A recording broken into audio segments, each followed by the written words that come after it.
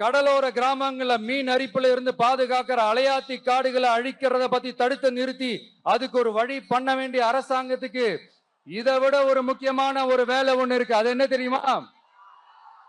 சொந்த குடும்பத்தோட வளர்ச்சியும் சொந்த குடும்பத்தோட சுயநலமும் தான் அந்த முக்கியமான வேலை. இங்க இருக்கிற மக்களுக்கு குடிக்க தண்ணி இல்லாம தவிக்கிறாங்க. அதுக்கு தீர்வா காவிரி தண்ணியை கொண்டு வரலாம், மக்களோட தாகத்தை தீர்க்க. கொண்டு வந்தாங்களா? இவ்வளவு பாரம்பரிய கடல் சார்ந்த ஊர்ல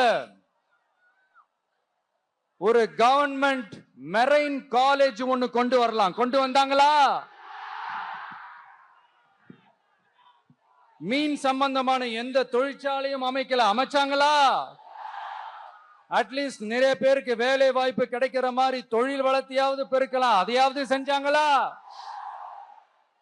ஆனா ஒவ்வொரு டைமும் வெளிநாட்டுக்கு டூர் போயிட்டு வர்றப்பெல்லாம் அத்தனை கோடி முதலீடு, இத்தனை கோடி முதலீடுன்னு சிஎம் அவர்கள் சிரிச்சுக்கிட்டே சொல்லுவாரு.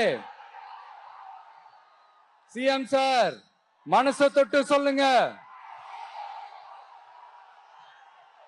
வெளிநாட்டு முதலீடா இல்ல வெளிநாட்டுல முதலீடா? ஒட்டுமொத்த தமிழ்நாட்டுக்கும் முதலீடா இல்ல உங்க குடும்பத்தோட முதலீடு வெளிநாட்டுக்கு போகுதா?